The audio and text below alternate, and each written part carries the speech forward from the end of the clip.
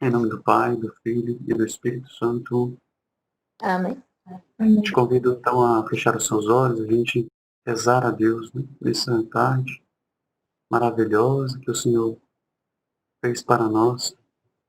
Vamos agradecer a Deus pelo dom da vida, vamos agradecer a Ele pela nossa família, agradecer a Ele por tudo aquilo que Ele tem realizado em nossas vidas, em nossas vocações. Vamos agradecer a Deus porque Ele não nos abandona, Ele tem nos visitado neste momento, nessa pandemia, Ele tem estado nas nossas famílias, ele tem estado presente em nossas casas. Por isso nós agradecemos a Deus por tamanho carinho, pela bondade dele, pelo amor com que ele tem derramado em nossos corações. Nós queremos agradecer a ele e bendizê-lo também pela nossa saúde, porque ele tem sustentado a cada um de nós que estamos aqui unidos, e também pela misericórdia dele que se derrama sobre os nossos. Ele está cuidando de todos aqueles que estão enfermos, aqueles que estão necessitando da misericórdia dele.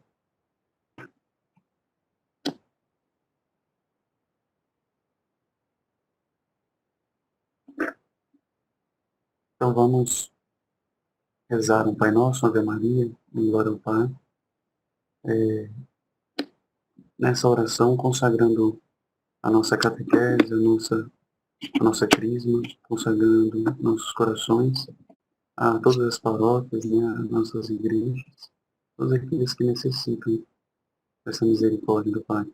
Pai nosso, que estais nos céus, santificado seja o vosso nome, venha a nós o vosso reino, seja feita a vossa vontade, assim na terra como no céu. Pão nosso de cada dia nos dai hoje, perdoai-nos as nossas ofensas, assim como nós perdoamos a quem nos tem ofendido. Não nos deixeis cair em tentação, mas livrai-nos do mal. Ave Maria, cheia de graça, o Senhor é convosco. Bendita sois vós entre as mulheres, bendito é o fruto do vosso ventre, Jesus. Santa Maria, Mãe de Deus, rogai por nós, pecadores, agora e na hora de nossa morte. Amém.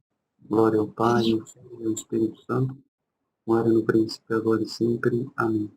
Vamos levar também a oração do Espírito Santo, né, para vocês irem se acostumando com essa oração também. Vinde, Espírito Santo, enchei os corações dos vossos fiéis e acendei neles o fogo do vosso amor. Enviai o vosso Espírito, e tudo será criado, e renovareis a face da terra. Oremos. Ó Deus, que instruíste os corações dos vossos fiéis, com o Espírito Santo, fazei que apreciemos retamente todas as coisas, segundo o mesmo Espírito, e gozemos sempre de sua consolação. Por Cristo Senhor nosso. Amém. Estamos unidos em nome do Pai, do Filho e do Espírito Santo. Amém. Espero que estejam todos bem, com saúde. É uma alegria podermos estar reunidos nessa tarde. Sejam todos bem-vindos, né? Todas bem-vindas. E hoje nós vamos continuar a nossa temática daquilo que a gente estava falando, né? Desde da primeira catequese. Mas antes de continuar na nossa temática, eu queria apresentar para vocês crismandas que estão aqui presentes, né? Luísa, Karine, Júlia, Giovana. Giovana já foi crismada. Amanda.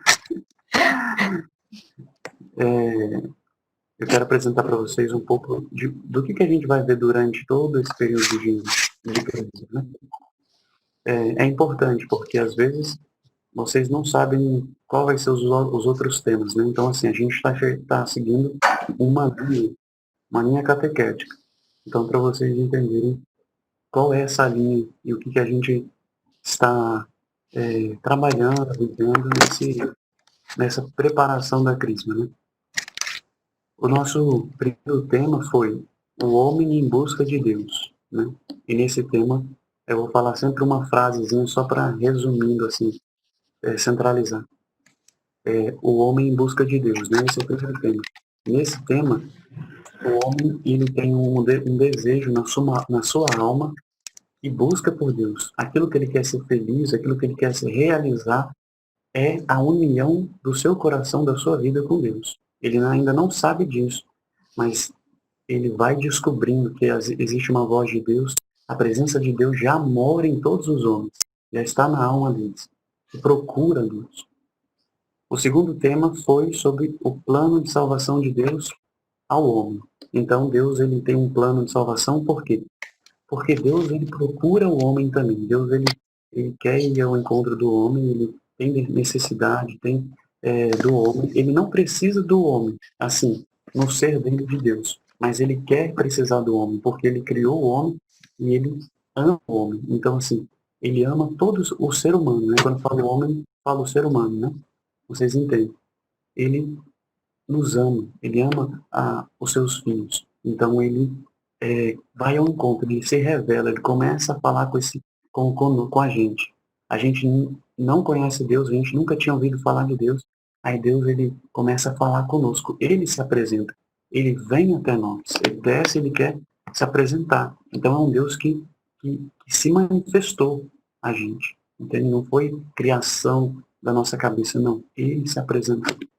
E isso é muito importante.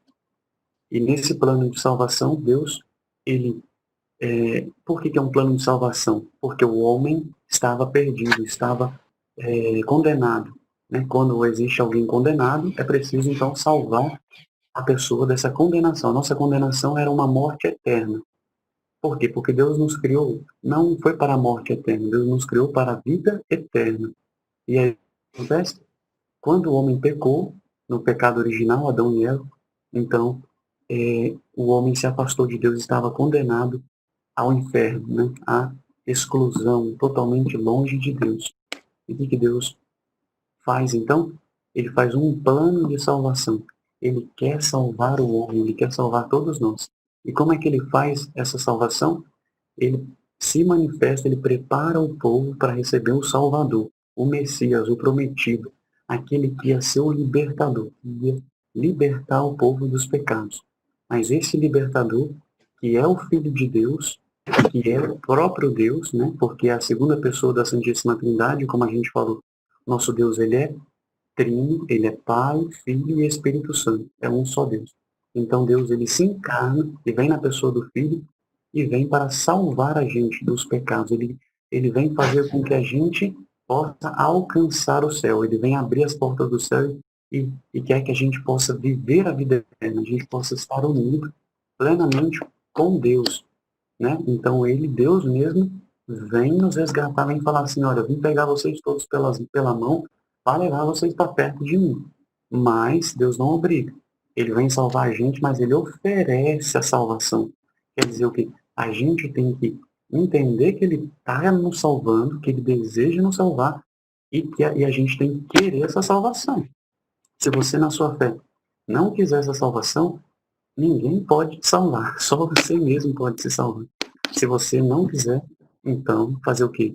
A gente não vai estar unido lá no céu. Eu queria estar unido com você lá no céu. Já pensou todo mundo junto? Ia ser uma festa legal, bonita, todo mundo numa unidade. Ia ser legal. Eu espero que todos vocês queiram estar lá no céu, queiram a salvação e que a gente possa estar unido com Deus. Vai ser sensacional, vai ser 10, vai ser top.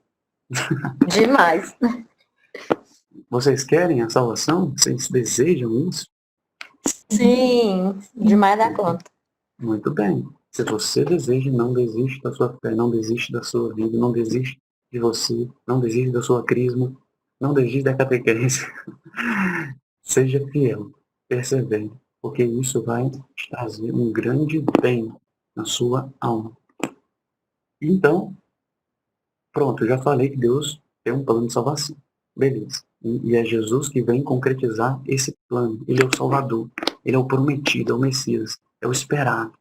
Né? Ele foi esperado pelo povo que preparou. Deus preparou o povo para falar assim, olha, vocês aguardam aí, povo, e vocês vão receber o Salvador. Tinha que ter um povo. Podia ser o Brasil, podia ser a Alemanha, podia ser Estados Unidos. Ele quis escolher Israel. Ele quis escolher aquele tempo.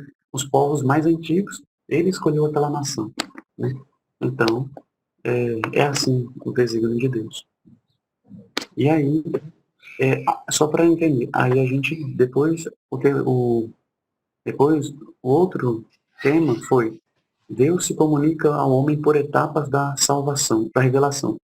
O que que acontece? Deus foi se comunicando, ele foi escolhendo profetas, ele escolheu, primeiro, homens que eram considerados patriarcas, eles eram o pai da fé, eles que estavam à frente do povo, porque antigamente, no sistema lá tribal que a gente tinha, era, era por tribos, e tinha um patriarca, esse era o líder daquela comunidade.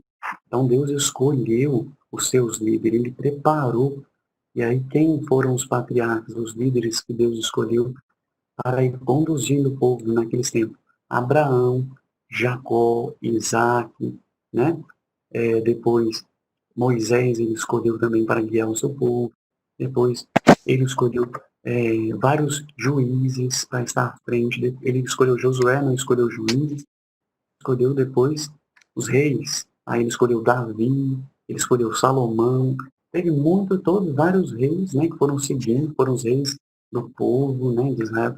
E vários reis foram escolhidos por Deus. Deus falou assim, olha, eu estou com eles. É claro que teve reis que se desviaram do caminho, mas Deus sempre escolheu um rei bom, alguém que deu testemunho, alguém que viveu ali. Eles pecaram, erraram também, mas só para mostrar que, assim, eles foram ungidos, eles fizeram a parte, eles tinham uma missão para cumprir, né? Então, Deus nunca abandonou a gente. Depois ele mandou os profetas, porque o povo se desviou, aí mandou profetas, mandou gente demais para tentar iluminar esse povo, que era um povo de cabeça dura, né? Que nem a gente é hoje.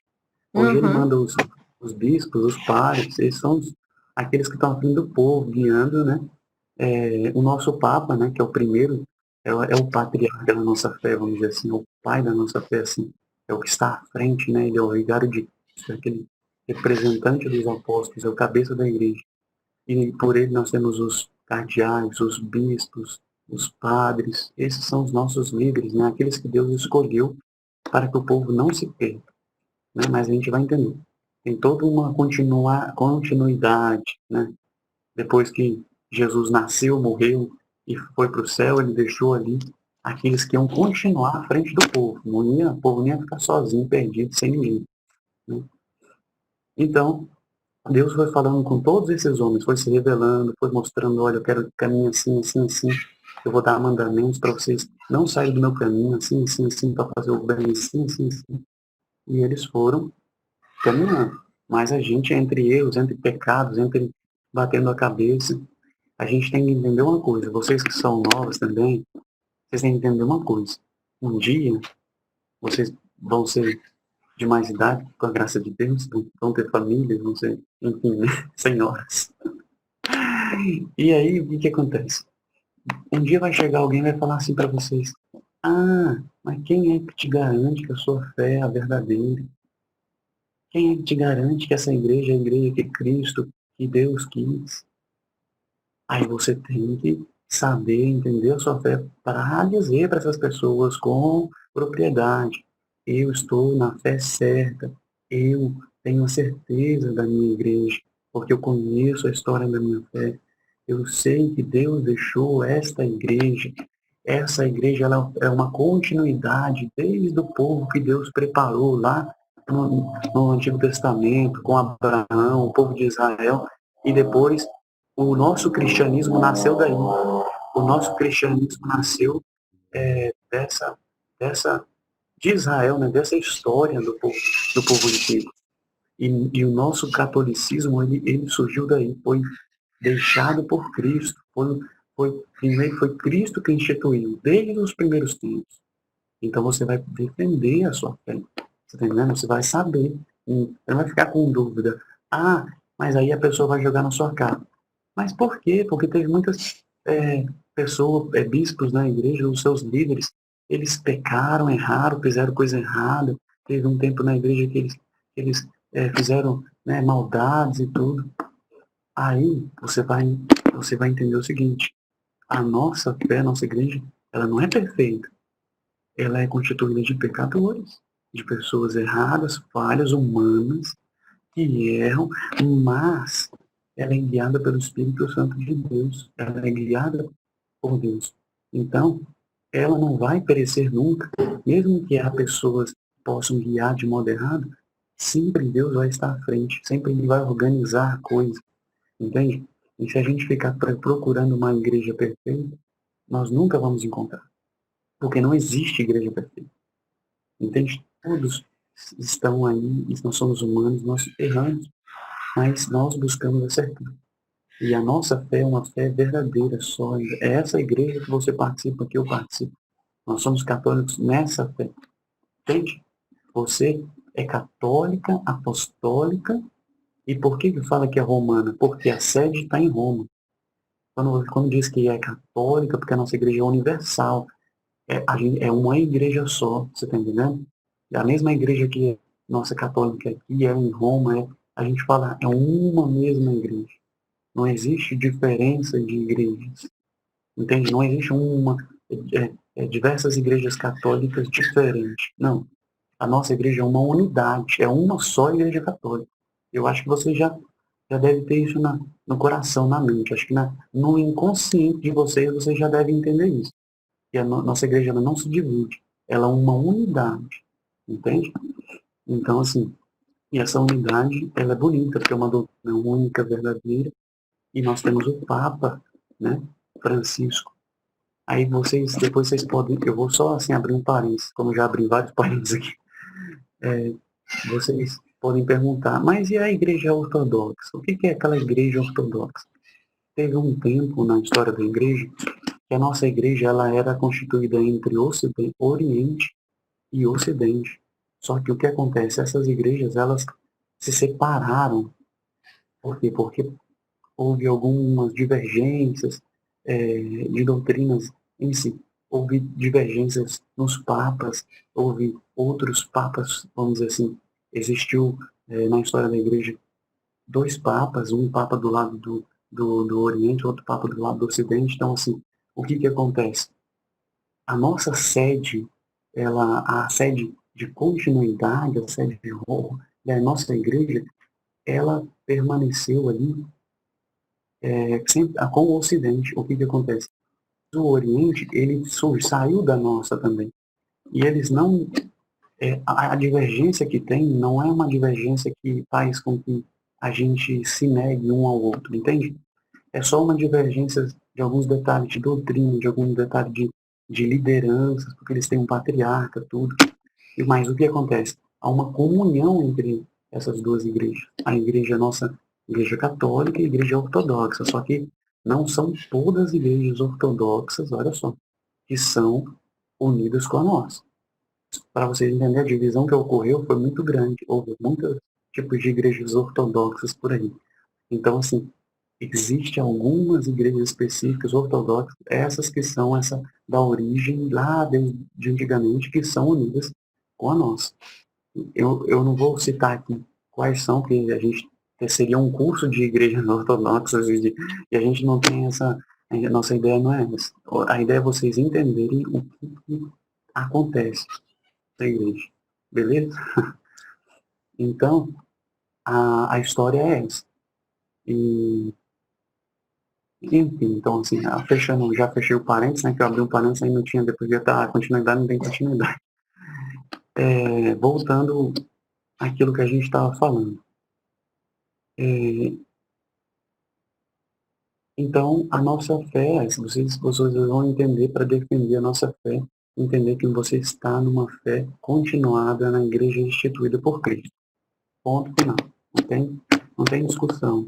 Isso é história da igreja, é verídico. Entende? Então, não tem ninguém que negue isso, porque isso é a fé da igreja, e essa aqui não é só fé, é uma fé comprovada nos fatos, na realidade.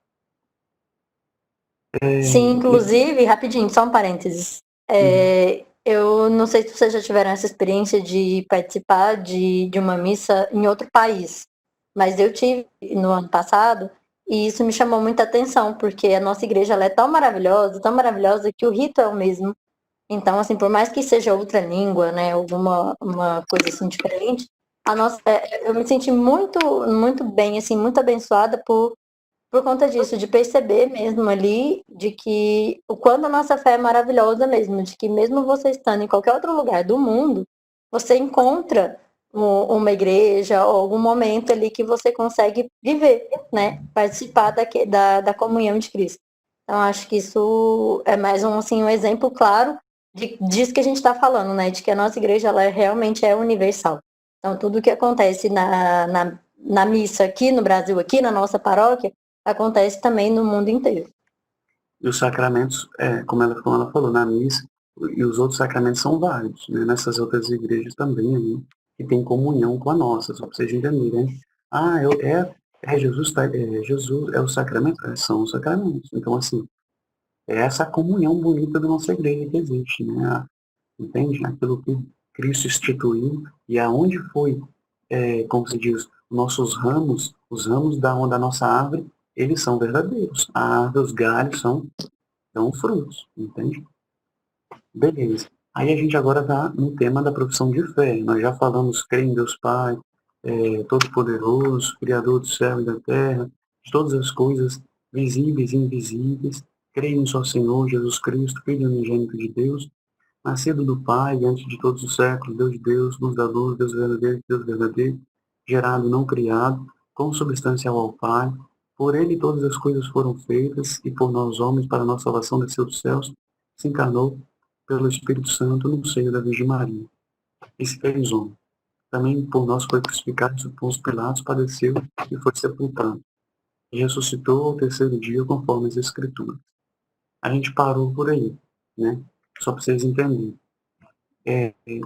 Depois, olha só, a gente vai ver a vocação do homem como imagem de Deus. Eu estou falando isso para vocês, meninas, entenderem que tem muita coisa profunda e boa, importante na nossa crise, né? Muitos temas que são valiosos para você crescer na fé. Então, vale a pena a gente ser fiel a essa catequese. Nós vamos falar sobre essa vocação do homem, que é a imagem de Deus. Vamos falar sobre a resposta livre e de fé do homem a Deus. Nós vamos falar, pela fé o homem vai ao encontro com Deus. Está vendo que é uma continuidade. Você vai entendendo o que é a fé, né? Depois, como que o homem responde nessa fé. Depois, nós vamos falar sobre a missa, a participação profunda e frutuosa da missa. Pentecoste, nós vamos falar sobre a pessoa do Espírito Santo, nós vamos falar sobre preparação para a vida cristã, conhecer e viver os sacramentos, nós vamos adentrar nos sacramentos, nós vamos também falar sobre a Eucaristia, a confissão, a unção dos enfermos, a ordem, o matrimônio, nós vamos explicar um pouquinho desses sacramentos para que vocês possam entender. Depois, nós vamos falar da crisma, aí da crisma nós vamos falar do seu significado, né? O sacramento da crisma, o efeito, as necessidades, etc. A importância da ação do Espírito Santo na vida do crismando. E vamos falar um pouquinho da Bíblia, os dons e os frutos do Espírito Santo, como vivê-los e recebê-los. Nós vamos falar da Virgem Maria, a Mãe de Deus, nossa Mãe. Nós vamos ter um tema só de Nossa Senhora, vai ser muito importante, muito bom. Nós vamos falar os 10 mandamentos da igreja de modo geral. Nós não vamos adentrar, se adentrássemos, já passa 2 anos falando sobre os mandamentos. E nosso guia, a gente não está formando vocês a ser seminaristas meninas, né? É só uma catequese. Depois, nós vamos falar sobre o pecado e o exame de consciência e a oração. Por fim, a oração na vida cristã. E depois nós vamos ter o retiro de crisma, se Deus quiser, quando tudo isso passar, nós vamos ter o retiro. E no retiro vai ter outros temas também importantes, né? Só para vocês entenderem, vai ter temas lá sobre sexualidade, afetividade, coisas importantes na vida de todo jovem. Então, basicamente, eu apresentei todo o geral para vocês. Depois vai estar gravado, quem quiser pode rever os vídeos. Falar nisso, nossos outros vídeos foram gravados, né? E aí, quando você tiver alguma dúvida, quiser, pode ir lá dar uma conferida também para deixar a mente fresquinha, né? E eu queria responder uma pergunta que uma jovem fez, que eu não vou falar o nome de quem foi, mas ela fez umas perguntas para nós, assim, para mim, né? Só que aí o que acontece? Eu vou responder para todos porque essas perguntas são muito boas, valiosas, importantes e profundas, né? Então eu vou responder aqui no WhatsApp. Só que essas perguntas são bem poderosas, né? Vamos ver aqui. Ó, ela falou assim. hum,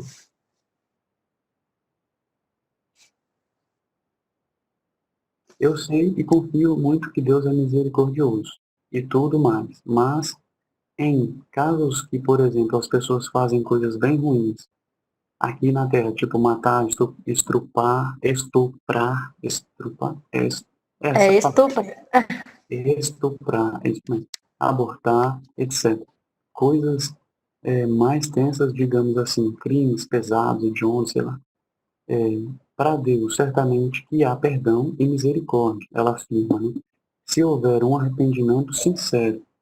Mas então, a pessoa vai, sim, chegar ao céu, mesmo que antes passe um tempo no purgatório para se purificar e pagar as penas dos seus pecados? Então, olha só, acho que vocês não devem ter entendido a pergunta, né? Mas eu vou explicar mesmo assim. Oi, pessoal, desculpa a demora, o horário. Alô, bem-vindo. Bem-vindo, Gabriel. Tranquilo, sem problemas. Eu vou dar uma resposta a uma pergunta aqui, Gabriel. Eu vou até reler aqui, já que o Gabriel chegou, né? Vale a pena reler a pergunta. É só você explicar a pergunta, você explicar a pergunta É, de novo, aí ela entende, que é mais tá. fácil. Ó, resumindo, se uma pessoa fez um mal bem profundo, mas ela se arrepende, né? E que Deus ele perdoa todo tipo de pecado, a gente sabe disso. Mas o seu rapaz se arrepende sinceramente.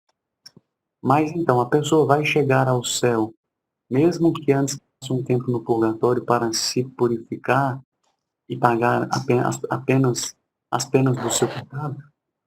Olha só, em relação a pessoa chegar ao céu, eu vou te falar, a igreja, ela não, assim, ela não dá um certificado de conclusão no cartório assinado assim, olha, tal pessoa foi para o céu confirmado, nem passou pelo purgatório.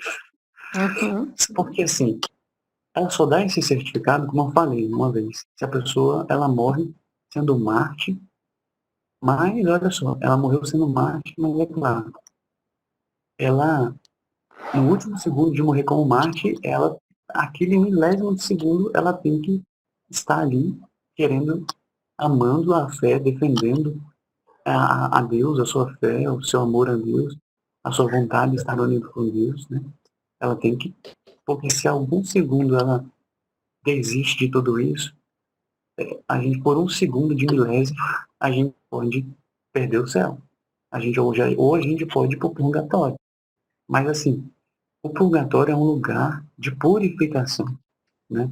Então, assim, muitas vezes a gente morre em pecado, por exemplo, se a pessoa morre em pecado venial, vários pecados veniais, ela precisa de uma purificação, porque no céu só entra a pessoa totalmente purificada, a pessoa sem mancha de pecado. Tá? No céu só vai para o céu pessoa que tem um coração e a alma límpida, a alma pura, tá entendendo? Então, o que acontece? Se a pessoa, quando a pessoa precisa dessa purificação, então Deus concede a ela esse tempo no purgatório. E já é, o purgatório já é uma certeza de céu. É certeza que a pessoa vai para o céu. Só que existe um tempo que ela precisa se purificar. Mas já é uma certeza de que é um céu garantido. Entendeu? Então, o que acontece? Se a pessoa morre em pecado mortal, e ela tendo consciência disso, ela sabendo e não se arrependendo, ela ela está numa situação complicada. Porque a situação dela é, vamos dizer assim, é bem certo que ela tomou para si o inferno. É bem certo que ela quis, ela desejou, ela seguiu outro caminho, entende? Ela tomou uma outra escolha. Mas, como falei, Deus é misericordioso demais. Então, o que acontece? A gente não tem uma certeza também de tudo que acontece depois que a pessoa morre, né? Assim, quem foi para o céu, quem foi para o inferno, quem foi para o purgatório.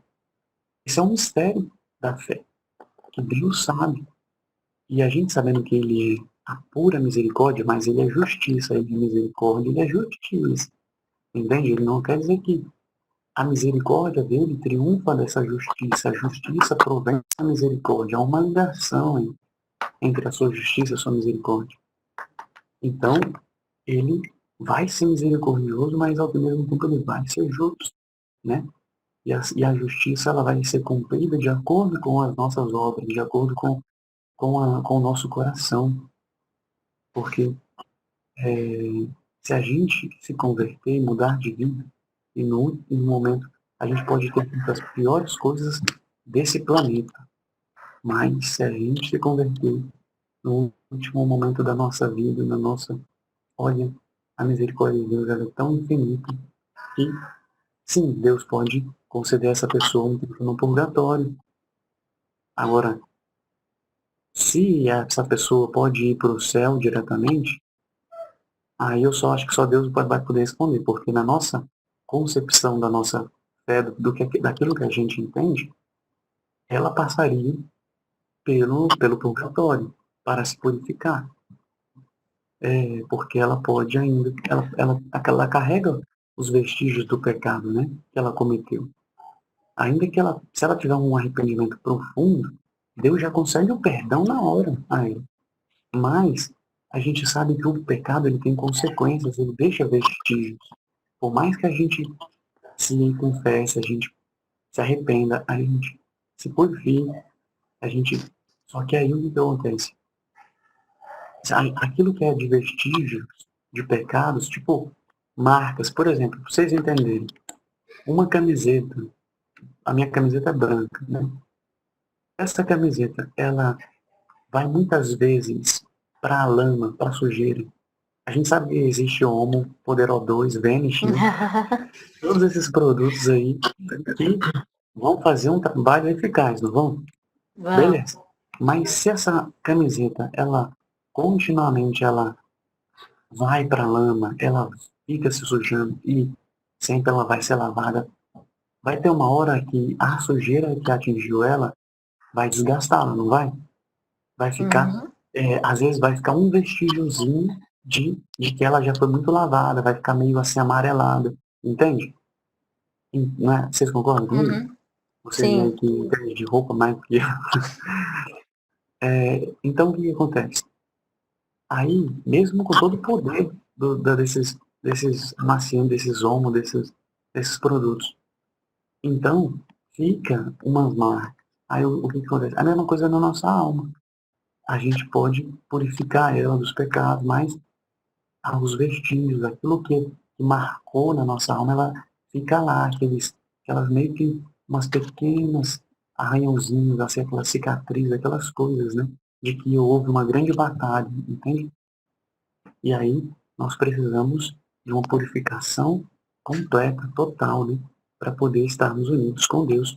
Por isso que Deus é tão bondoso e misericordioso. Ele não quer que ninguém se perca. Ele prepara no céu, no purgatório, né? Um lugar, um lugar, assim, vamos dizer assim, um estado em que a alma ela esteja se purificando depois da morte, né? Para que ela possa estar unida profundamente com Deus. Então, esse é o amor de Deus. Eu acho que eu respondi a pergunta dessa jovem aqui, né? Que perguntou. Creio que sim. Então, esse é o amor de Deus. Seja qual for o pecado, não. Você vê como que Deus ele é misericordioso.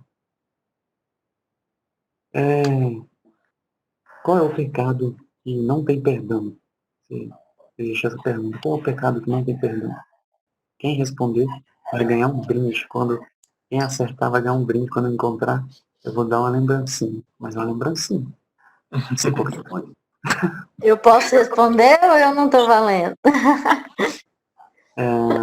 Deixa eu pensar. Não, você por enquanto não. Só se Obrigada.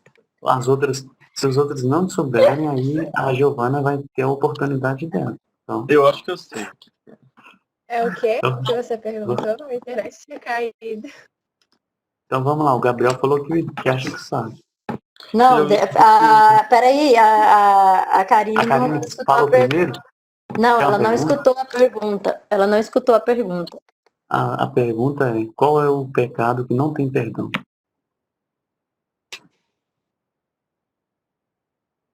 Pode responder, Gabriel, se você... Eu já ouvi dizer que blasfêmia contra o Espírito Santo não tem perdão. Então, a blasfêmia contra o Espírito Santo. Olha, o pecado contra o Espírito Santo, né, que fala. Isso está na palavra de Deus. Muito bem, isso está na Bíblia. Só que o pecado, assim, peraí, eu vou instigar um pouco ainda mais a pergunta. É porque eu podia responder aqui agora, né? Mas assim, eu vou esperar, eu vou dar a chance a outros ainda responderem, e se ninguém responder, e eu ainda vou dar a chance por Gabriel ainda se aprofundar na resposta, aí o que acontece? Mesmo que não consiga se aprofundar muito, aí a lembrança já vai ser dele. Ele já vai ganhar porque, assim, ele está, vamos dizer assim, bem perto da resposta. Eita! Né? Alguém teria uma resposta mais, assim, diferente ou... Ninguém? A Karine tá lá. Não, Karine? Não sei. A Karine já me colocou nos apuros já, mano.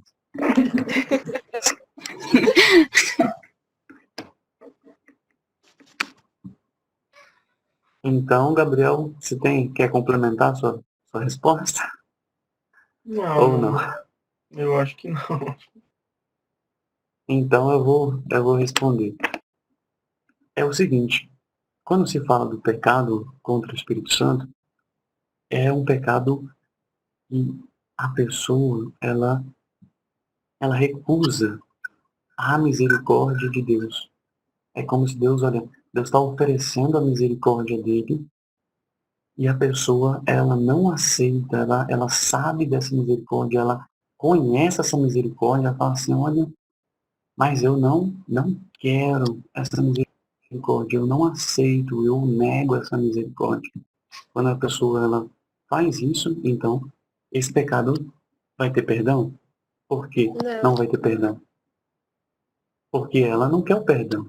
Então é o único pecado. É uma escolha. É o único pecado. É o pecado que não tem perdão. Por quê? Porque o pecado é a atitude da pessoa. Ela não quer, né?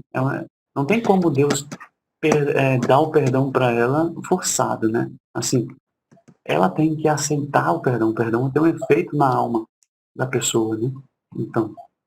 Então, mas o Gabriel, então, por responder aí, biblicamente, finalizadamente, ganhou a lembrancinha.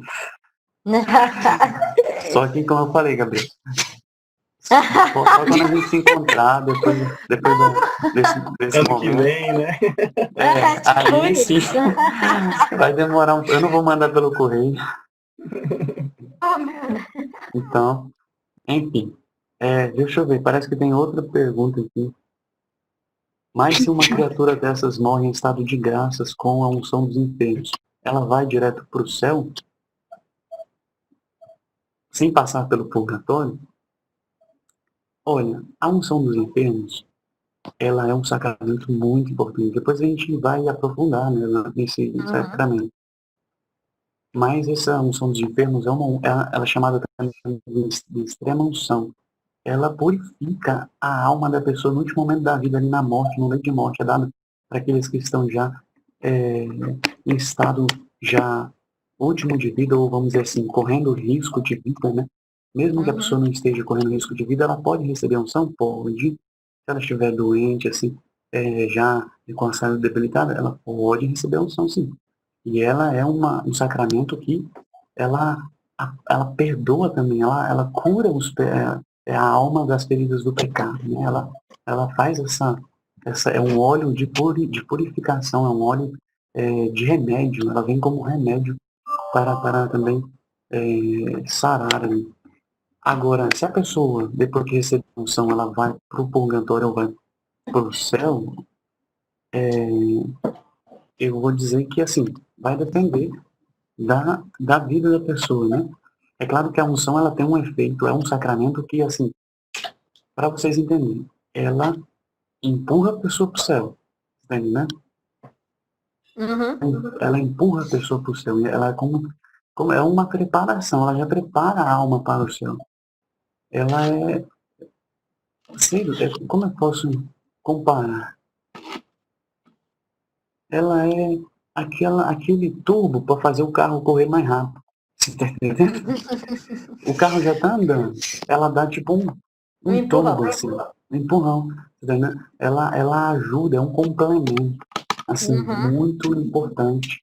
Tá entendendo? Por isso que é um sacramento ela é uma graça que Deus dá para esse momento, né? É a presença dele ainda mais perto da alma da pessoa, por meio daquele óleo da unção, né? O óleo significa a ação do Espírito Santo, que nem vocês vão receber o óleo da crisma, né?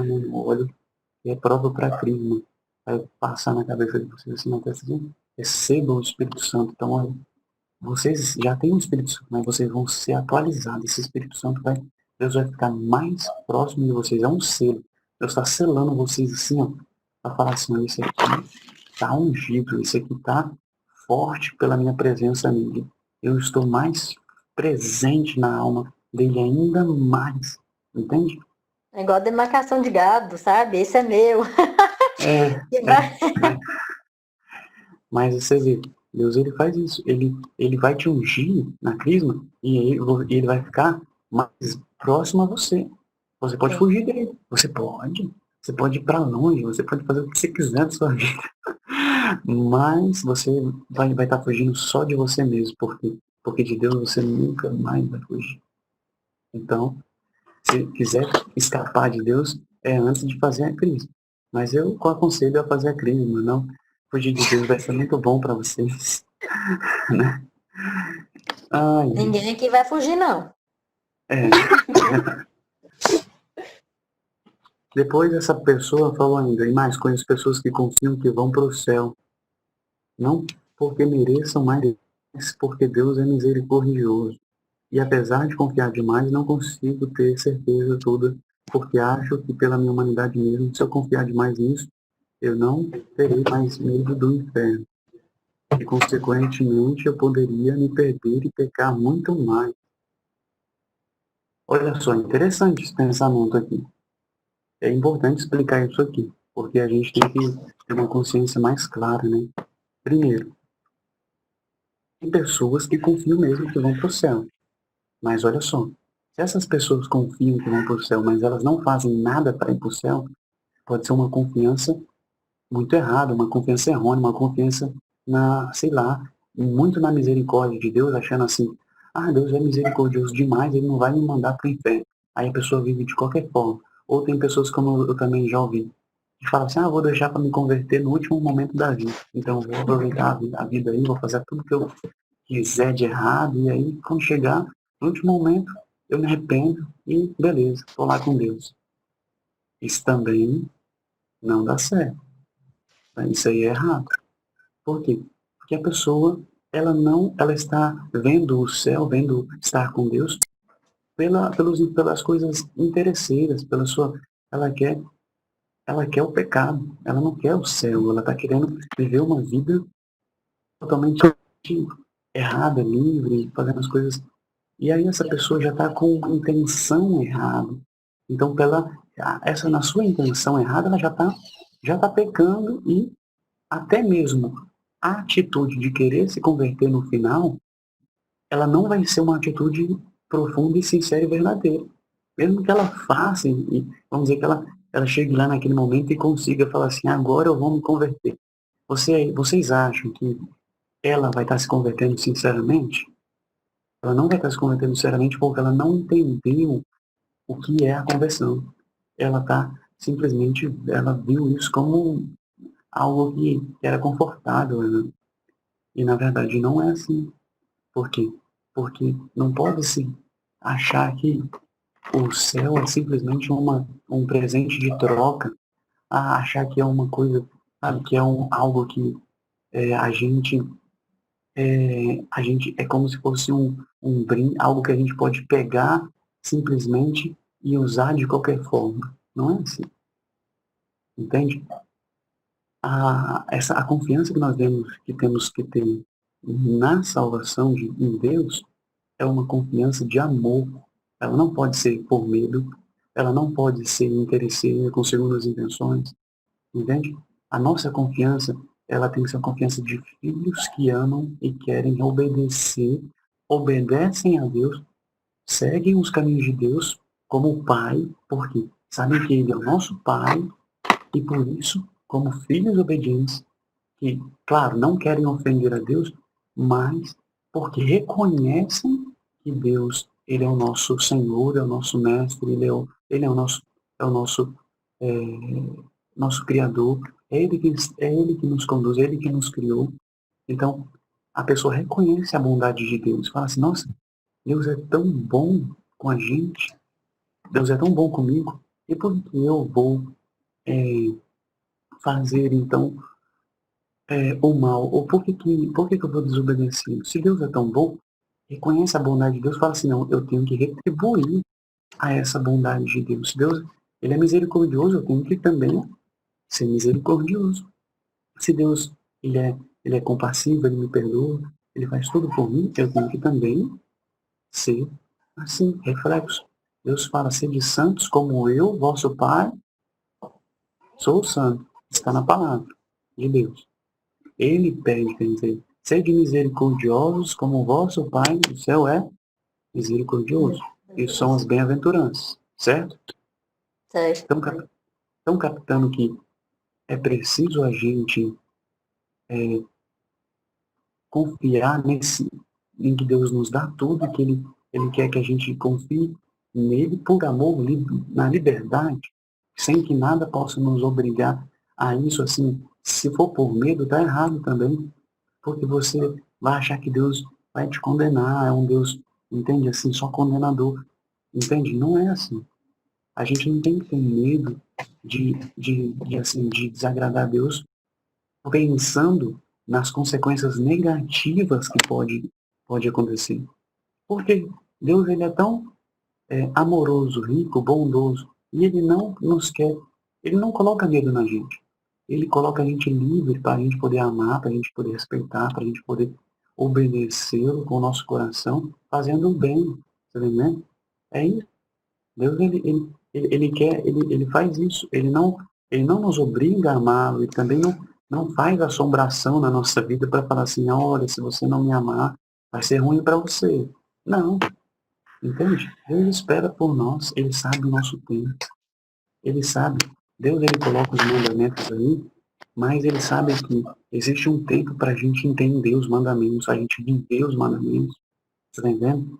E mesmo que a gente cair e pecar, ele sabe o tempo que a gente está conhecendo os mandamentos. Ele sabe em que momento a gente ainda está interpretando, como a gente está vivendo.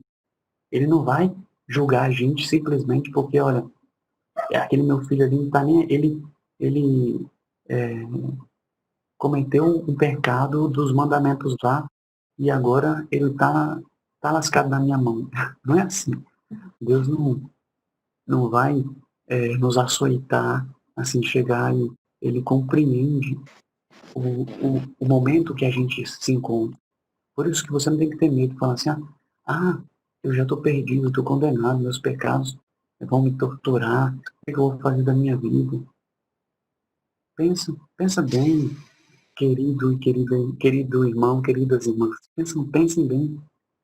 O pecado de vocês, de nós, ele não é maior do que a misericórdia de Deus. O pecado, ele não é, assim, a ponto de a gente falar assim, olha, eu, eu por esse pecado eu não tenho salvação, ou esse pecado vai ser difícil Deus me perdoar. Olha, Deus não é difícil de perdoar. Tantas coisas que são mais complicadas e Deus perdoa tranquilamente. Mas a gente também não pode cair nessas mentalidades erradas. Cair na mentalidade de que, Deus ele é bravão, e cair na mentalidade de que, não, Deus é super mansinho, no sentido de que ele assim, eu posso ficar com a consciência tranquila, posso fazer quantos pecados eu quiser, e Ele aí, vai me perdoar mesmo, né? Vou pecar isso. aqui e tal, depois eu chego ali, confesso e acabou. Se você tiver essa mentalidade, aí você está enrolado. Sabe por quê? Sim, Por quê? Porque, olha, não é por aí. Porque, assim, Deus, ele sabe que a gente está num processo, mas ele quer nos ajudar. Ele quer nos ajudar a vencer o pecado. Ele quer nos ajudar a ter a consciência de que eu devo lutar, eu devo é, é, repudiar o pecado, eu devo ter, assim, uma luta firme. Eu tenho que ter esperança, eu não posso me acomodar, entende? Mas eu também não posso ficar, como se diz, desesperado a ponto de falar assim, já pequei demais, então agora eu me afundo ainda mais, e porque já está tudo na lama. Não é assim. Se você pensar dessa forma, está pensando errado. Está entendendo? Está pensando errado. Por quê? Porque Deus, ele quer da nossa parte simplesmente, olha, esforço. Mas é um esforço consciente, um esforço da fé. Se ele sabe que a sua fé ainda está crescendo, ele sabe da vida de cada um. E ele não exige mais do que a gente pode dar. Tá entendendo? Por quê? Porque senão ele seria injusto. Né? Porque Deus, ele sabe que muitos pecados nossos, muitas coisas, a gente ainda não tem, às vezes, uma força humana, uma força espiritual que a gente teria pela fé se a gente tivesse amadurecido nisso. Mas ele não quer que a gente se acomode, ele quer que a gente cresça na fé, ele quer que a gente busque, ele quer que a gente tome consciência de que se nós sabemos que o pecado é ruim e que a parte de Deus, ele quer que a gente lute para se aproximar dele. E se aproximando dele, a gente vai crescer na maturidade de fé, de pecado, a gente vai falar assim, poxa, então eu realmente, eu vejo como isso é mal para mim, e eu posso lutar, Deus espera por mim. Entendam sempre isso. Ele sempre vai estar pronto para nos perdoar, vai estar sempre esperando pela gente. Mas não adianta se acomodar no pecado e não adianta também é, viver sem a consciência de que eu preciso mudar, sem consciência de que eu preciso viver numa consciência de fazer o bem, de fazer pelo amor, por amor a Deus. Falar assim, olha, por que que hoje eu não, eu não quero pecado na minha vida? Porque eu quero viver mais no amor de Deus. Eu quero poder amar mais a Deus. Quando eu não peco, quando eu faço bem, o que eu estou fazendo? Eu estou amando mais a Deus. E a união de amor está acontecendo. Entendeu? Vocês só, é porque a nossa vida, vocês até me fizeram refletir uma coisa interessante. Obrigado, porque entrando nesse assunto até me fez refletir para mim mesmo. Porque assim, quando a gente não está pecando, o que a gente está fazendo? A gente está fazendo o bem ou a gente não está fazendo, ou a gente está parado, sem. Olha, quando você não está pecando, você está fazendo bem. Você está vivendo na graça de Deus. Você está em estado de graça. Você está em unidade com Deus. E se você está em unidade com Ele, isso é uma grande graça. Olha, isso é maravilhoso. Tá entendendo? Então a gente tem que contar as coisas boas que a gente está recebendo. Às vezes no seu dia a dia você está mais perto de Deus do que você imagina. E você só acha que você está longe de Deus quando você sabe que você pecou. Mas eu sei que eu pequei. Então, nossa, eu estou tão longe de Deus. Aí quando você não está pecando, você não faz ideia do quanto que você está perto de Deus. É isso que nos faz, que a gente tem que refletir. Tá entendendo? É uma lógica da fé, uma lógica espiritual, né? Entenderam? Alguma dúvida sobre isso ou outra coisa? Sei lá.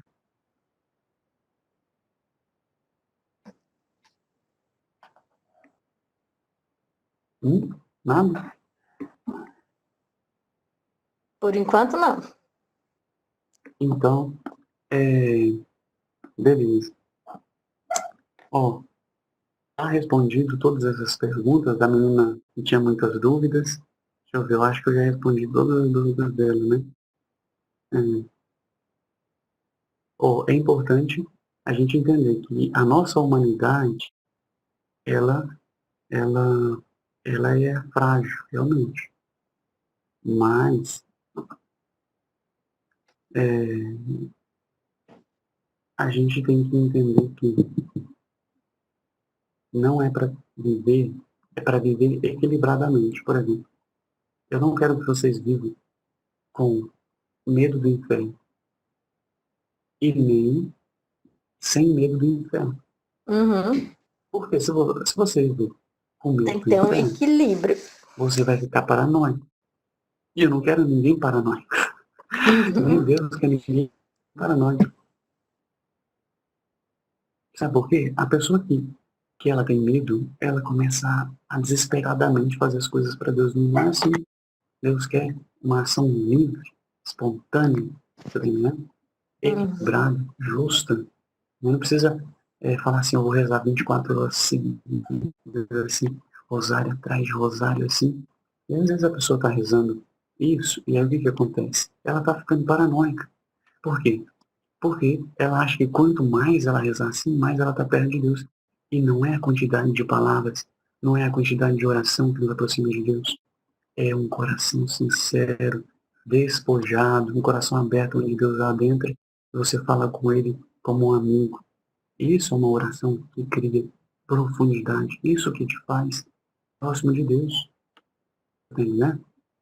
E não é também para não ter medo do inferno no sentido assim, tá tranquilo, o inferno, é, sei lá, 99% de chance que eu não vou para o inferno.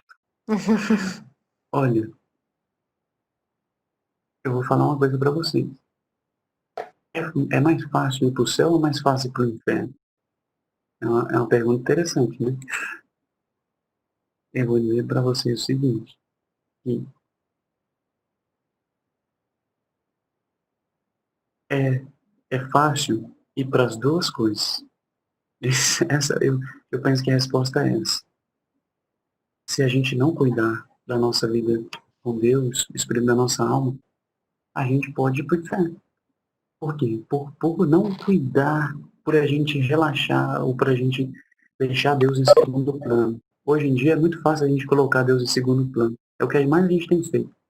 Agora, para ir para o céu não é difícil. Muita gente fala assim, é difícil porque tem que ser santo aqui na terra.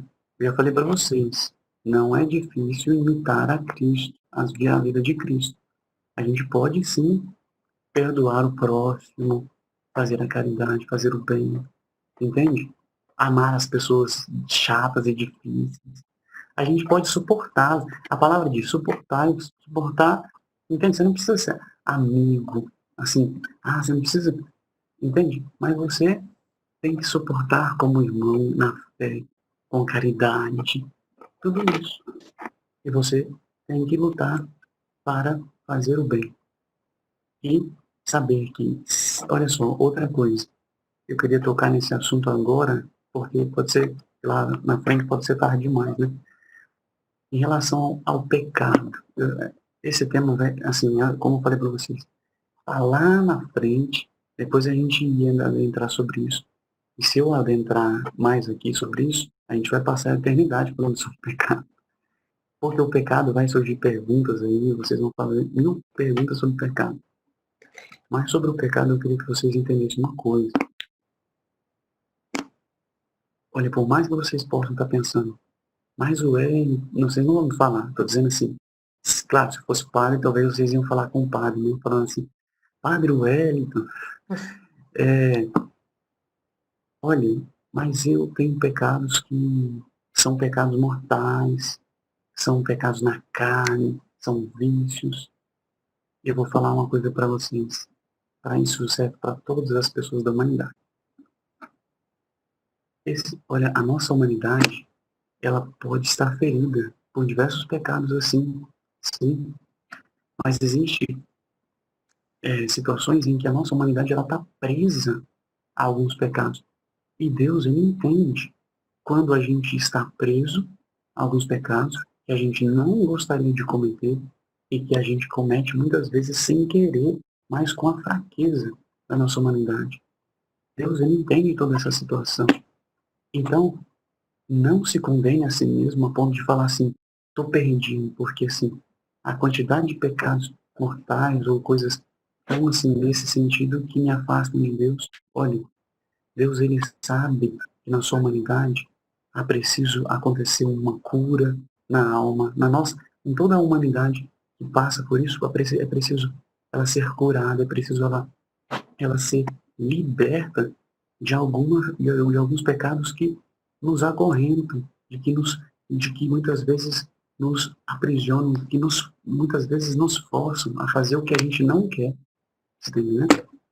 Então, entenda isso. Deus, ele é um Deus que compreende a sua humanidade. Ele sabe o que precisa ser curado, ele sabe o que precisa ser tratado. E por isso ele não vai te condenar da mesma forma que assim como alguém que, por exemplo, que aceitou esses pecados na sua alma e não quer saber de tratar. Deus, ele é um grande médico, lembre disso. Ele quer te curar, ele quer levar o remédio a você, ele quer fazer com que você vá para o céu com a alma curada. Mas tem que entender, esses pecados que estão na sua humanidade não te pertencem. Eles adentraram na sua humanidade, te feriram, estão aí, te aprisionam, te agarram, mas não são seus. Entende? Isso não foi feito para você. E aí o que acontece? Não ache, não pense que isso é maior. Não pense que isso vai, vamos dizer assim, destruir a tua caminhada com Deus. Porque Deus está te entendendo. Ele não quer que você perca as esperanças. Ele quer te ajudar a curar. Ele quer te ajudar a vencer isso tudo.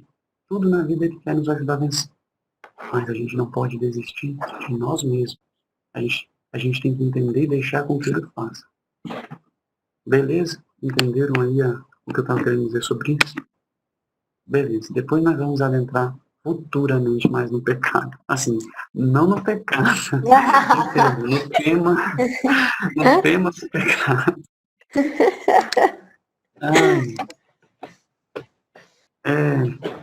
Olha,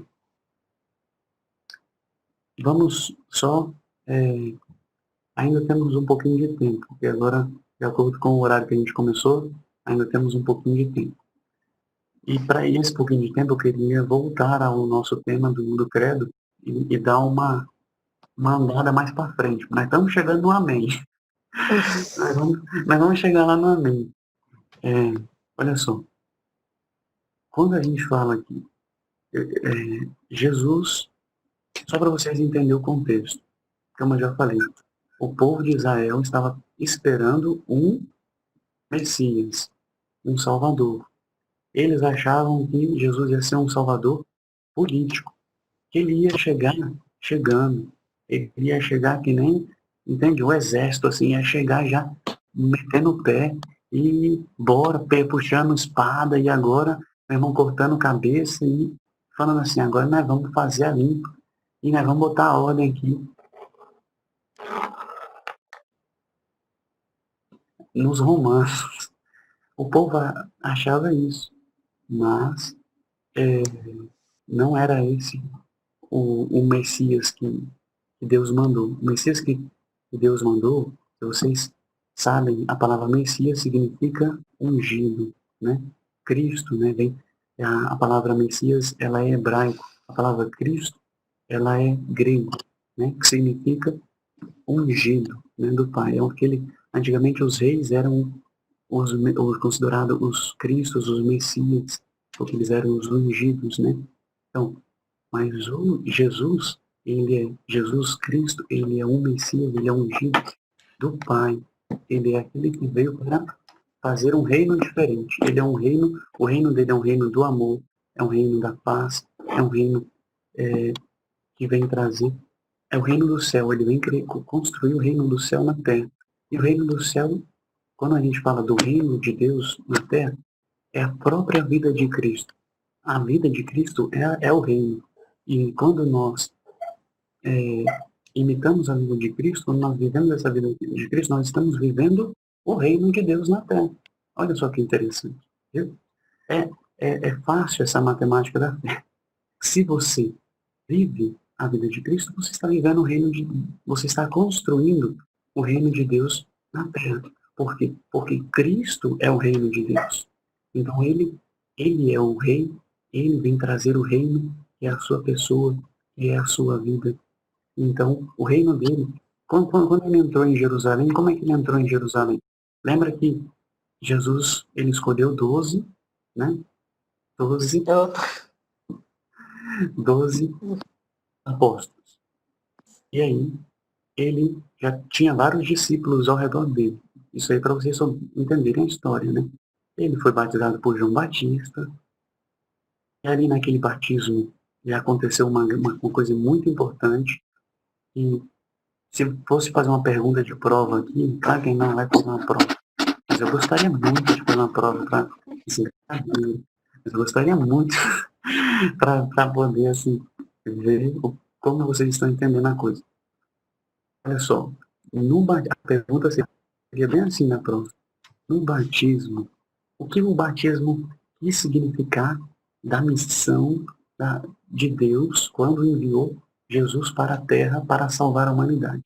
O que o batismo ele quis significar e o que ele atualizou? Quando a gente fala atualizou, porque ali aconteceu a graça da mesma graça que ia acontecer. É complicado você entender isso. Como é que é? Olha, aconteceu uma graça da mesma graça, a graça foi assim atualizada, ela se mostrou e a mesma da graça que ia acontecer. É interessante a gente passar por essa questão do batismo para a gente entender. Olha só, galerinha, Jesus, ele foi lá, estava João Batista foi o último dos profetas, João Batista é primo de Jesus. Ele estava lá no deserto, né? Imagina aquela cena, essa cena que eu mais gosto. O cara doidão lá, com pele de camelo, comendo gafanhoto e mel. Aí o cara gritando, arrependemos, convertemos, crentes, arrependemos de vossos pecados, não sei o quê, vocês que são de víboras, seus... Aí o que acontece? O povo escutou ele, o povo começou a fazer fila, o povo foi lá ouvir ele, nossa, assim, o povo foi tocado na alma. Aí o que acontece? Ele começou a batizar o povo com água lá. Esse batismo é para purificar vocês dos seus pecados. Então o povo fazia penitência, né? O povo assim, a gente tem que fazer penitência para poder nos preparar. Por quê? João Batista estava preparando os passos, a vinda do Cordeiro de Deus que ia salvar o povo, né? Ele estava preparando a vinda do Messias. Mas os fariseus, alguns daqueles governantes, já achavam que ele era o Messias. Mas esse cara é o Messias. Alguns reis vão falar, será que esse cara é o Messias? Todo mundo tipo assim, porque ele parecia o Messias, mas não era o Messias. Aí o que acontece? Jesus entra na fila. Eita, cara, quando Jesus entra na fila, isso é uma coisa pesada. Vocês entenderam? Jesus, ali na fila estavam os pecadores. Jesus tinha pecado? Jesus não tinha pecado. Ele é Deus. Ele assumiu a nossa humanidade, mas ele não assumiu o pecado. Então, o que acontece? Ele, claro que não ia assumir o pecado porque ele é Deus. Não, né? Aí o que acontece? Ele estava lá na fila. E quando João Batista viu ele, que ele chegou, aí falou assim, mas é o Senhor que tinha que me batizar e o Senhor que está, sabe assim, os lapsos que acontecem em João Batista, é tipo assim, meio que ele teve uma visão profética, ele teve um entendimento ali, ele viu ali, olha, esse homem, eu não sei direito quem ele é, mas eu sei que ele parece que é ungido do Pai, e assim, por isso que ele fala assim, aquelas palavras assim, de como se já, parece que já conhecesse Jesus. Ele fala assim, olha, e você deveria me batizar, não eu ser batizado por ti, não eu te batizar. Aí Jesus fala para ele, olha, por enquanto, é preciso que isso aconteça para que se cumpra toda a justiça. O que Jesus estava querendo dizer com aquilo?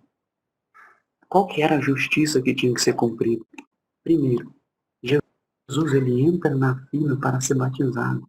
E quando ele entra, ele assume assim, a figura, olha só o que eu estou dizendo, entre aspas, a figura do pecador. Ele assume toda a humanidade, os pecados de toda a humanidade ele carrega.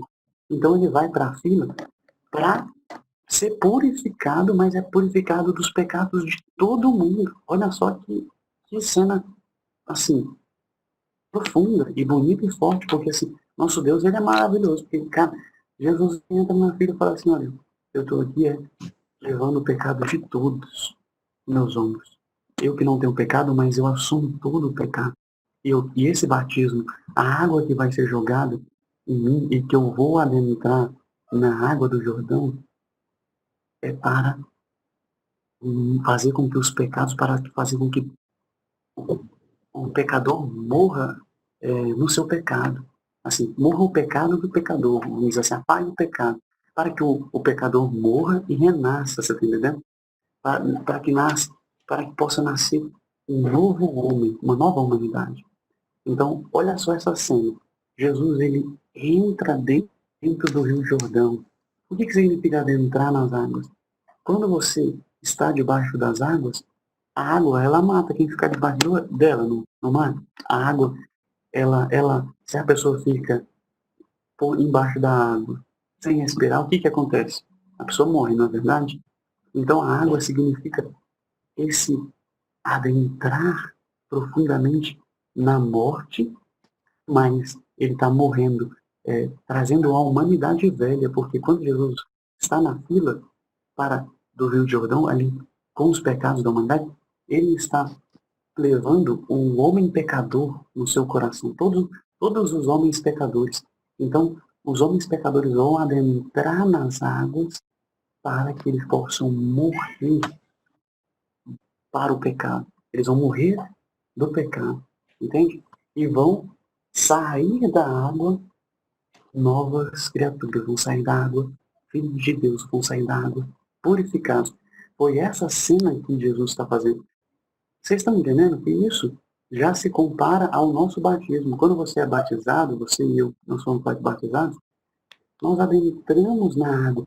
O nosso pecado foi apagado, porque a água, ela nos purificou.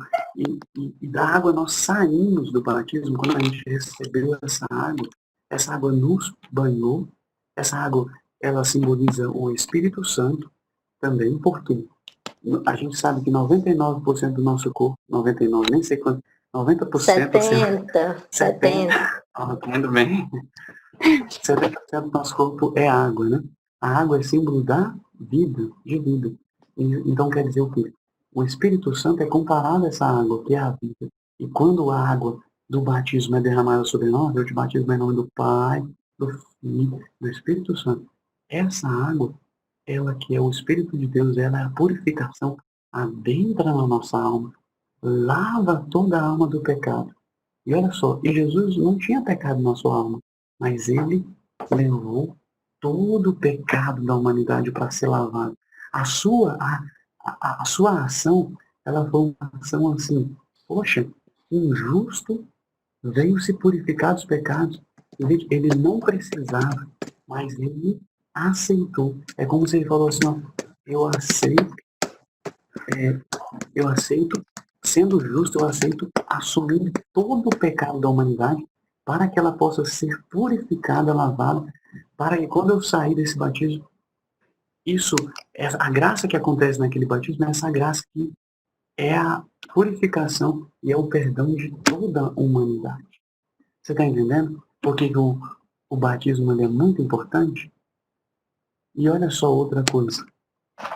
O batismo, a água que sai, essa água, que significa essa água do batismo, ela também é simbolizada lá na cruz. Porque na cruz, quando Jesus ele tem o seu lado aberto, do lado dele aberto sai o quê? Sangue e a água. E essa água, ela é uma água que purifica, a água que sai de Jesus. É a água que nos batiza, essa água. Tá vendo a ligação que há entre a cruz e entre o batismo? Está entendendo? É uma água de salvação, uma água de purificação. É água que traz vida nova. A água significa isso. Então, Cristo, ele nos dá a vida nova.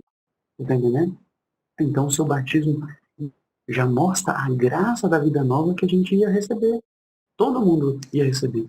Perdoando o pecado original, perdoando o pecado de todos. Outra coisa que Beleza. Vocês entenderam até aí? No batismo tem alguma dúvida? Não? Sem dúvidas? Então, tranquilo. Se está tudo tranquilo, então também estou tranquilo. O batismo, quando Jesus, depois, João depois vai falar assim, olha, os discípulos dele, eis o Cordeiro de Deus que tira o pecado do mundo. Ele vai apontar para Jesus, para mostrar o quê? Jesus, esse Cordeiro de Deus, é o cordeirinho que está andando até o matadouro.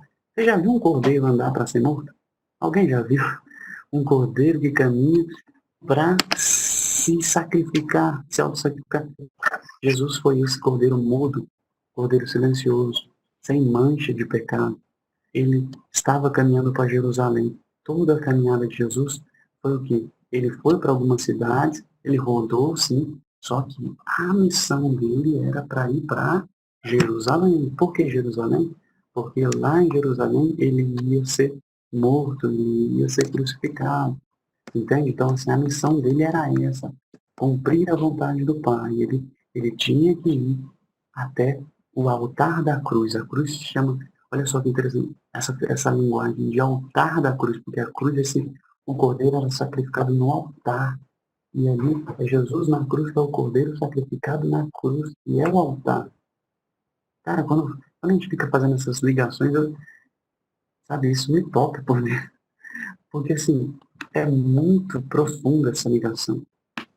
É uma ligação de uma leitura de fé, essa interpretação que a gente está fazendo aqui, ela é dada pelo catecismo, os padres da igreja, todos aqueles que foram iluminados pelo Espírito Santo e eles compreenderam isso. Tá entendendo? Mas até quem não conheceu essas coisas, se adentrar e conhecer a fé cristã, vai entender a ligação do que Cristo fez e vai entender que é um sinal, há uma ligação de um grande sinal, um mistério que nos ligou a ele. Entendeu? É um mistério de amor, como fala as outras canções. E aí, o que acontece? Lá no batismo, olha só, a gente tem a figura da Trindade. Eu queria também destacar essa questão só para vocês não esquecerem. Aí você fala assim, nossa, olha, no batismo acontece também uma ação da Trindade. Acontece, se vocês lerem lá no livro, vocês que gostam da palavra de Deus aí, ó, Gabriel já mostrou que gosta, também a Karine, eu sei que também a Júlia, a Luiz, todos vocês amando, todos vocês gostam da palavra de Deus. Olha só, a palavra de Deus vai dizer o quê? Que lá no batismo, a voz do Pai falou com Jesus, né? Este é o meu filho muito amado, no qual eu pus o meu agrado. Olha só, a voz do Pai falando, sendo ouvida, falando na fé, falando de Jesus naquele momento do batismo. E João vê então uma pomba, o Espírito Santo descer em forma de pomba sobre Jesus. Vê como que a Trindade está ali. A Trindade acontece na palavra ali. Ali já é a manifestação, já é claro que ali nosso Deus, ele é um só Deus e a Trindade, ela está se relacionando. O Pai está relacionando ali com o Filho, uma relação entre ele, sabe, uma relação de unidade. E o Espírito Santo está envolvendo os dois, está descendo do céu, do Pai, e indo a Jesus. Que coisa, né? É uma coisa, enfim, profunda. E, Inclusive, quando você falou, eu estava aqui com justamente essa parte aberta. sim. Então, você está vendo aí, né? Olha, tá testemunhando que eu não estou mentindo. Só, qual é o capítulo dos versículos, só para a gente... João 1:32. Aí, João 1:32. Depois vocês podem conferir lá, que é o que está acontecendo no batismo de Jesus. Entende? Não foi eu que escrevia. Tá? Então, assim, é muito bonito, é muito forte. E aí, o que acontece? Jesus, ele recebe ali o Espírito Santo na sua alma humana, mas a sua alma, ela é humana e ela é divina, porque ele é Deus e homem, né? E aí, o que acontece? ele recebe o Espírito Santo e ele vai para o deserto. Ele vai para o deserto cheio do Espírito Santo. Ele vai, agora ele caminha, né, para a sua missão. No deserto, a gente sabe que Jesus é tentado, né? Ele é tentado 3 vezes pelo encardido, né? E aí, ele vence o encardido pela palavra, né? A gente sabe que o encardido prometeu a ele os reinos, prometeu a ele pão, né? Para ele, olha, vai, transforma essas pedras em pão, você tem um poder. Ele ficou tentando Jesus para que usasse da sua divindade para se auto-beneficiar. Olha só, o tentador, ele ofereceu os reinos, mostrou, olha, o mundo todo é meu, entende? Então, assim, tentou Jesus várias vezes. Até falou assim, olha, se você se ajoelhar diante de mim, me adorar, ele queria que Jesus adorasse ele, mas Jesus usou a palavra, né? Adorará somente o Senhor teu Deus, né? E só ele servirá. Jesus, o encardido usou a palavra também, para tentar falar, para convencer Jesus. Essa cena da tentação do deserto é interessante, para a gente entender que na nossa vida vai sempre chegar pessoas nos tentando com a palavra. Vai tentar vocês, olha, tá aqui na palavra de Deus. Você está dizendo que a sua fé católica está errada, porque a palavra de Deus é assim. Está entendendo? Vai querer te desviar dos caminhos. Mas você tem que conhecer a palavra, você tem que ter a sabedoria de que não é assim. Que a palavra, ela nos orienta na verdade. Beleza, Jesus, ele foi para a cruz, né? Só que depois de sair do deserto, ele fez os seus apóstolos, ele constituiu os apóstolos, né? Chamou, ensinou eles, preparou eles, os apóstolos ouviram Jesus, foram preparados, né, por Jesus. Havia uma multidão de discípulos, Jesus fez muitos milagres, ele transformou água em vinho, ele curou, ele realizou a multiplicação dos pães. Todas essas ações de Jesus era para mostrar a misericórdia de Deus, o amor de Deus para com a humanidade, tudo aquilo que ele quer fazer em nós. Se eu fosse explicar todas essas histórias, a gente ia passar a vida inteira. Eu não vou explicar todas essas histórias, fiquem tranquilos. Assim, eu vou só dar um exemplo, tá bom? Assim, esse exemplo já vai servir para todas as outras histórias. Por exemplo, quando Jesus, ele lá nas bodas de Caná, ele transforma a água em vinho, a sua mãe insistiu com ele, né? A mãe dele falou assim, olha, eles não têm mais vinho. Nossa Senhora intercedeu ali por aquele casal lá, que a festa deles ia ser arruinada, porque sem vinho, né? Ia ser uma vergonha. Então, Nossa Senhora, ela se antecipou, ela percebeu que estava acabando o vinho. Olha só como a nossa mãe, Nossa Senhora, Maria, mãe de Jesus e nossa mãe, ela cuidou daqueles primeiros filhos, né? Aquele casal, né? Ela já cuidou como mãe, né? E ela pediu para Jesus. Só que Jesus fala para ela assim, mulher, ainda não chegou minha hora. Por que? Olha só, eu estou explicando essa cena, por quê? É importante explicar essa cena para vocês entenderem. Depois, assim, ela vai explicar todas as outras, porque eu não vou entrar nas outras. Sim, ela é maravilhosa. Por quê? Olha só, por que ele falou mulher? Olha só, não está desvalorizando a mãe dele. Em outras passagens ele também fala mulher. Aí você vai falar, mas e aí, vamos falar que ele estava desvalorizando Nossa Senhora? Não, não estava desvalorizando. Pelo contrário, estava ainda mais valorizando a graça que Deus fez naquela mulher. Entende? Que é virgem, que é Nossa Senhora, que é a mãe de Deus, que é a escolhida. Por que ele está valorizando ela quando ele fala mulher? Porque ele faz referência à mulher lá do Antigo Testamento de Gênesis, a Eva. A primeira mulher lá da Eva lá, ela conduziu, né, junto com Adão, toda a humanidade ao pecado. Então, o que acontece? Se por uma mulher o pecado adentrou no mundo, por uma outra mulher a salvação adentrou no mundo. Então, quando ele fala mulher, não chegou minha hora, por quê? Porque Deus já tinha prometido lá no Gênesis, se você pode conferir, depois fica como dever de casa, Gênesis capítulo 3, você pode ler todo o capítulo. O que que acontece? Lá no capítulo 3, vai falar, Deus ele promete uma salvação, ele promete uma mudança, ele promete entende? Vencer todo este mal, ele promete uma nova vida. E o que que acontece? Essa promessa que vai por uma nova mulher, uma nova humanidade, ela vai vir o fruto de uma nova mulher.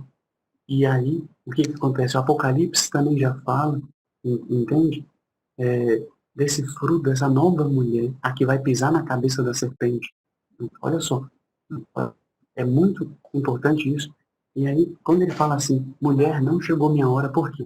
Porque aquilo que ele ia realizar, ele falou assim, que não chegou minha hora, mas ele realizou o milagre. Quer dizer, ele já ia realizar o milagre, mas ele tinha que falar aquela fala. Por que ele tinha que falar? Porque essa fala dele, não chegou a minha hora, significa que qual é a hora? Qual é a hora que chegaria quando se Jesus falou assim, não chegou minha hora? Qual que seria a hora? A hora é no momento onde toda a humanidade ela vai estar unida com Deus, ela vai estar unida com Deus. Deus vai salvar e vai ressuscitar toda a humanidade. Aí eu pergunto para vocês, essa ressurreição total, última, profunda da humanidade já aconteceu? Já aconteceu quando Jesus morreu na cruz? Foi aquele momento total? Ó, quem responder certo vai ganhar uma lembrança.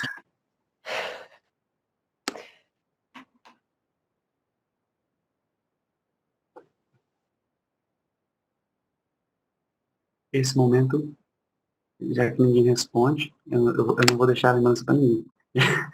Esse momento,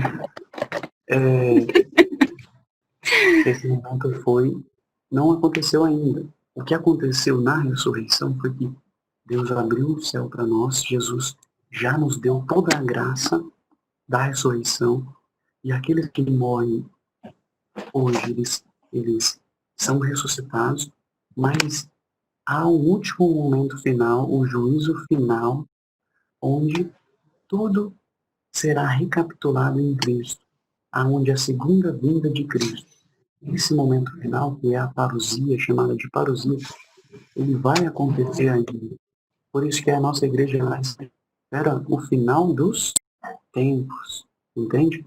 Aonde Cristo vai voltar com seus anjos na glória e vai colocar um fim a tudo. Mas esse fim ele vai fazer um tribunal, um juízo, aonde ele vai recapitular todas as coisas serão ordenadas, todas as coisas haverá novos céus e nova terra. Então assim o que acontece? Tudo vai ser ordenado em Cristo, tudo vai ser recapitulado em Cristo. Se vocês lerem a carta de Colossenses, lá vai dizer sobre isso que eu estou falando. Depois, se quiserem procurar, procurem em Colossenses. Tá bom?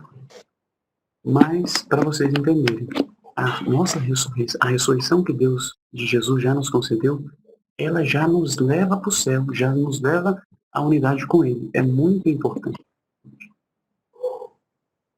Então, é isso. Eu acho que, por fim, hoje também a gente já falou demais, já explicou o suficiente. Mas a gente tem que também absorver cada coisa de pouquinho em pouquinho, não adianta passar tudo de uma vez. Mas nós estamos saindo do credo. Aos poucos a gente vai... porque o credo também é toda a nossa fé. Depois que a gente sai dele, nossa, já vai, vamos dizer assim, o básico de tudo a gente já vai ter adentrado, né? O princípio fundamental, a base, né? Alguma pergunta? Não? Então, se tiverem algumas perguntas em relação ao que a gente falou hoje, depois vocês anotem. Manda para mim como aquela jovem me mandou. Tá bom? Sim, senhor. Beleza. Então a Mas Giovana perguntem mesmo, viu, gente? Porque ficar com dúvida pode atrapalhar o andar, né, das coisas. Porque por mais que a gente esteja falando ainda do credo, e como o Wellington falou, envolve toda a nossa fé, né? Então a gente acaba tendo que entrar em alguns outros assuntos, meio que antes da hora, vamos dizer assim, né? Do que está programado dentro do nosso cronograma. Então, para que não. Sei que tem muitas coisas que são mais a fundo, que quando a gente entrar em determinados assuntos vão surgir mais dúvidas e tudo mais, mas desde já podem ir anotando, podem ir perguntando, porque tem coisas que ficam, né, na cabeça da gente, ficam matutando, assim, martelando, tipo, mas será? Mas por quê? Da onde surgiu isso? Enfim, tem muitas coisas que a gente tem que realmente sanar antes de adentrar em algumas outras coisas, em alguns outros temas. Alguma coisa que talvez vocês tenham um pouco mais de dificuldade de acreditar, né? Porque a gente sabe que tudo é um mistério, né? Tudo é um mistério da nossa fé. Mas tem coisas que ficam um pouco mais fáceis, às vezes você já tem uma relação melhor com aquele tema, ou até com a própria, com a nossa fé e tal. E outros temas, outras coisas que ficam um pouco mais difíceis de compreender, né? Então, assim, quando vocês estiverem com alguma dúvida, falem. Se tiverem sugestões também, falem. Sabe? Vocês que estão sempre lendo, né, a palavra, se tiver alguma passagem que acharem interessante, compartilhem com a gente. Se tiver alguma dúvida, porque eu, pelo menos, sempre quando eu leio alguma coisa da Bíblia, eu fico com dúvida, até por conta dos termos, né, palavras, algumas coisas assim que são um pouco mais difíceis da gente entender o que de fato está sendo falado ali, está sendo dito, né, em qual o entendimento que a gente poderia ter, né, daquilo. Então, tragam mesmo para a gente, que a gente tenta fazer da forma mais entendível possível, né? Então, assim, qualquer dúvida que vocês tiverem, qualquer sugestão também, enfim, a gente agora, devido a tudo que está acontecendo, né? Não sabemos quando o Gabriel vai receber a lembrancinha dele, não sabemos quando a gente vai se encontrar, então a nossa relação vai ter que ser por meio de distância, né? Infelizmente. Mas a gente está sempre presente, viu? A gente está sempre disponível para vocês, quando vocês quiserem mandar alguma coisa, falar, desabafar, qualquer coisa, é só ir lá no meu escritório, na janelinha do WhatsApp. Fiquem à vontade, tá? Não se acanhem. Tem coisas que é importante a gente pôr para fora mesmo. Eu só queria terminar, assim, é porque eu falei sobre as bodas de Caná, né?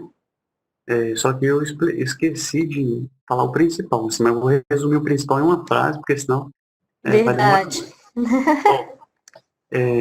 Essa ceia que aconteceu ali, a transformação da água em vinho, é aquilo que vai acontecer, que Deus prepara para a gente na ressurreição, quando a gente estiver ali unido com Deus na glória. Ali nós vamos estar no banquete eterno, um banquete onde as núpcias do Cordeiro, as núpcias do Cordeiro, as núpcias de Jesus no céu, esta unidade, e essas núpcias já acontecem aqui na terra por meio da Santa Missa, onde também é transformada a água em vinho, né? Onde é transformado o vinho em sangue, é onde acontece o milagre. Né? Muitos Isso. milagres. Sim, eu só pegando um gancho, eu adoro muito essa passagem das bodas de Caná, acho que é uma das minhas favoritas, assim, dentre tudo que tem, porque ela é muito completa, né? Como o Wellington mesmo falou, a gente dali, dessa situação, dessa cena, a gente pode tirar várias e várias coisas. E para mim, além de tudo isso que ele já falou, só vou deixar aqui uma outra coisa que me chama a atenção para vocês pensarem também, que a gente vai, né, falar mais, adentrar mais a fundo mais para frente, é a questão de Nossa Senhora mesmo, né? De Maria. De que, assim, ela intercede, né, por aquele casal, assim como ela intercede por nós, que é extremamente importante a gente, né, citar e lembrar. Ela reconhece ele, ela faz, né, um pedido para Jesus, e quando ela, vamos dizer assim, convence, né, ele vai de fato ali fazer e realizar o milagre, ela vira para os garçons e fala: fazei tudo o que ele vos disser. Então, é uma frase que fica muito para a gente também, que a gente tem que fazer tudo o que ele nos diz, né? E ele nos diz de várias formas, ele nos diz no nosso coração, nas nossas orações, ele nos diz pela própria palavra de Deus. Então, assim, só, né, deixando aqui, tem muitas outras coisas que eu poderia falar relacionadas à boda de Caná também, mas que a gente consiga entender, né, isso, de que a gente tem uma mãe, que nós temos uma intercessora, que a própria Bíblia, né, nos mostra isso, e que vocês busquem, né, ter um relacionamento com ela, que vocês busquem se aproximar dela, que vocês busquem pedir mesmo a intercessão dela, estar sempre em oração, rezando o texto, enfim, que a gente possa buscar mais intimidade com ela. Eu sei que o tema de Nossa Senhora está bem mais presente, mas como ela é muito maravilhosa, a gente tem a graça de Deus mesmo de ter uma mãe. É uma das coisas que nos diferencia de todas as outras religiões, é que a gente não é órfão, a gente tem uma mãe. Então, que vocês busquem mesmo ter essas duas coisas básicas dessa passagem, que é o confiar em Nossa Senhora e pedir a intercessão dela, né? Que é aquela coisa de que pede à mãe que o filho atende, e a questão de fazer tudo o que ele vos disser, e realmente ouvir tudo que Deus tem a nos dizer, né? Tudo que Jesus tem a nos dizer, seja nos nossos momentos de oração, seja através da Bíblia, enfim. Que isso possa também ser uma fonte de fé, de esperança no meio de tudo que está acontecendo, né? Que realmente a gente tem tanta coisa ruim, a gente lida diariamente com notícias ruins o tempo inteiro, então que a gente consiga se fortalecer por meio da nossa fé. E por falar nisso, para a gente finalizar, vamos então na nossa oração final, nosso Pai. Giovana, Você vai falar? Pode falar. Para eles quiserem procurar as bodas de Caná, João capítulo 2. Tá? João capítulo 2. Isso, pode rezar. Essa passagem é maravilhosa, viu, gente? Inclusive, recomendo que vocês leiam, principalmente quem não sabe do que a gente está falando, né? Nunca ouvi falar nisso, não sei o que está acontecendo, esse povo está falando umas coisas que eu não estou entendendo nada. Dá uma lida lá e qualquer coisa, fala com a gente, que a gente ajuda a entender qualquer coisa que tiver ficado meio perdido. Então, estamos reunidos em nome do Pai, do Filho e do Espírito Santo. Amém. Que a gente possa colocar em intenção agora nossas vidas, nossas famílias, todas as pessoas que estão necessitando agora de oração e de coisas também, né? Da alma, do corpo também, né? Coisas físicas, coisas materiais. Que a gente possa pedir, né? Que Nossa Senhora interceda a Deus por nós. Que ela passe à frente de tudo na nossa vida, né? Que ela realmente coloque cada um de nós, nossas famílias, sob o manto sagrado dela.